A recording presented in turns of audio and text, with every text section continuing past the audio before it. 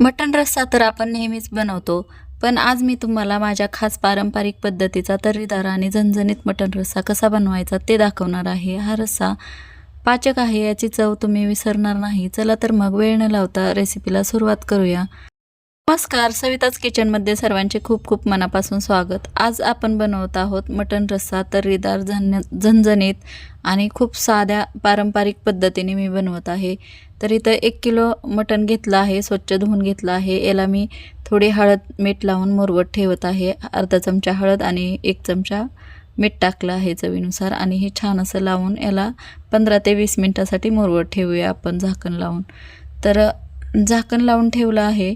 15 ते 20 मिनटानंतर हेच पातेलं मी गॅसवर ठेवलं आहे. गॅस चालू नाही. तेल टाकलं आहे 2 चमचे असं आणि नंतर गॅस चालू करून मोठ्या आचेवर आपण याला नुसतं फिरवून घेऊया आपण. तर ही प्रोसेस केल्यामुळे ह्या मटण रश्श्याला खूप छान चव येते. नक्कीच ह्या पद्धतीने बनवू शकता तुम्ही. तर पातेल्यामध्ये मटण आपण मोठ्या आचेवर छान असं परतून घेऊया. 5 ते 7 मिनिट अशा पद्धतीने परतून घेऊया. छान असं आपण मटण परतून घेतलं आहे. याच्यावर एक ताट ठेवूया. थोडंसं गरम पाणी टाकलं आहे कारण मटण करपू नये म्हणून. अर्धा कप असं गरम पाणी टाकलं आहे पातेल्यात आणि मध्यम आच केली आहे. वरून थंड पाणी टाकलं आहे. मध्यम आचेवरच आपल्याला हे वरून परातीमधलं पाणी गरम झालं की आपण पातेल्यामध्ये टाकून ह्या पद्धतीने शिजवून घेतलं आहे. बघू शकता अर्धा ते पाऊण तासानंतर बघू शकता अळणी रस्सा खूप छान तयार झाला आहे. आता हा अळणी रस्सा बारीक गॅसवर आपण एकीकडे ठेवूया आणि मसाला बनवून घेऊया. तर एकीकडे आपण अळणी रस्सा हा ठेवला आहे शिजवायला. तिथं वाटण बनवून घेऊया आपण. तर कच्चा मसाला घेतला आहे मी.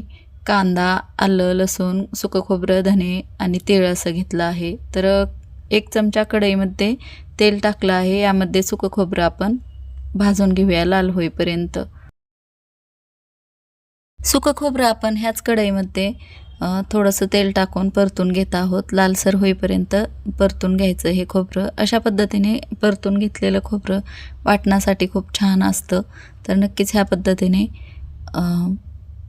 डार्क ब्राऊन होईपर्यंत आपण हे खोबरं भाजून घेतलं आहे, परतून घेतलं आहे. तर हे काढून घेऊया एका प्लेटमध्ये. नंतर कांद्याचे स्लाईस टाकूया. मध्यम साईजचे 2 कांदे घेतले आहेत. आलं घेतलं आहे 2 इंच. लसूण पाकळ्या 15 ते 20 घेतल्या आहेत. 2 मिरच्या घेतल्या आहेत. हे सुद्धा आपण डार्क ब्राऊन होईपर्यंत परतून घेऊया. लालसर होईपर्यंत परतून घ्यायचं म्हणजे आपल्या वाटणाला खूप छान चव येते. तर नक्कीच ह्या पद्धतीने मध्यम आचेवर आपण मसाला बनवून घेत आहोत. ह्या पद्धतीने नक्कीच तुम्ही अशा पद्धतीने बनवलेले वाटणाची भाजी नक्की बनवून पहा, मटणाची रस्सा भाजी. तर हे पण डार्क ब्राऊन होईपर्यंत आपण भाजून घेतलं आहे, काढून घेतलं आहे एका प्लेटमध्ये. त्याच कढईमध्ये 1 मोठा चमचा धने आपण भाजून घेतले आहेत. नंतर खडा मसाला घेतला आहे. मोठी विलायची, लहान विलायची, चक्रीफूल, तमालपत्र, लवंग आणि काळे मिरे आणि हे सगळं परतून झाल्यानंतर 1 मोठा चमचा तीळ टाकला आहे. गॅस बंद आहे आणि हा मसाला आपण काढून घेऊया. थंड झाल्यानंतर मिक्सरच्या भांड्यात धने, तीळ, खडा मसाला टाकून आपण आणि सुकं खोबरं टाकून छान असं ह्याची पावडर करून घेऊया आणि बारीक पावडर झाली आहे. आता यामध्ये आपण टाकूया कांदा, आलं, लसूण आणि मिरची आणि वरून कोथिंबीर टाकूया. देठासहित फ्रेश अशी कोथिंबीर घेऊन स्वच्छ धुवून देठासहित अशी ठेवली आहे मिक्सरच्या भांड्यात आणि पाणी टाकून याची आपण छान अशी पेस्ट बनवून घेऊया. तर आपला हा तयार आहे छान असा मसाला. वाटण तयार आहे.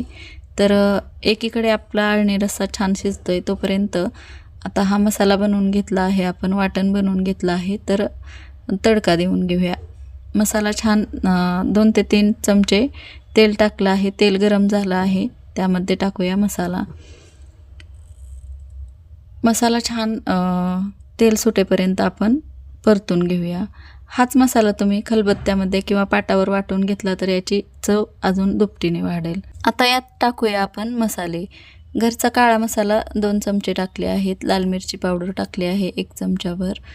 बेडगी लाल मिरची पावडर टाकली आहे तरी छान येते. गरम मसाला टाकला आहे अर्धा चमचा. हे पण छान असं मसाल्यासोबत आपण परतून घेऊया आणि मिक्सरचं भांडं थोडं इसरून यामध्ये पाणी टाकलं आहे. तर हे पण छान असं आपण 5 मिनटासाठी परतून घेतलं आहे, शिजवून घेतलं आहे. आता टाकूया आपण बनवलेला अळणी रस्सा. अळणी रस्सा छान उतरला आहे, बघू शकता तुम्ही. बारीक गॅसवर आपण अजून एकदा वाटण होईपर्यंत शिजवून घेतलं आहे. अळणी रस्सा आणि त्यातलं मटणसुद्धा टाकून घेतलं आहे. थोडंसं मी बाकी ठेवलं होतं आणि थोडासा अळणी रश्श्यात मी अळणी भात बनवला आहे. तर ह्या पद्धतीने आपण रस्सा छान असा शिजवून घेऊया. वरून आपल्या आवडीनुसार गरम पाणी टाकून घ्यायचं. 1 ते 1.5 ग्लास मी गरम पाणी टाकून घेतलं आहे. मीठ चवीनुसार टाकलं आहे. आता हे 20 ते 25 मिनटासाठी आपल्याला मध्यम ते लहान आचेवर शिजवून घ्यायचं आहे.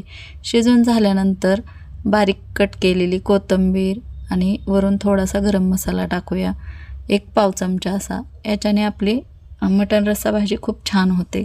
नक्कीच अशा पद्धतीने तुम्ही मी बनवलेल्या अशा पद्धतीने वाटणामध्ये मटण रस्सा बनवून पहा, तुम्ही चव कधीच विसरणार नाही.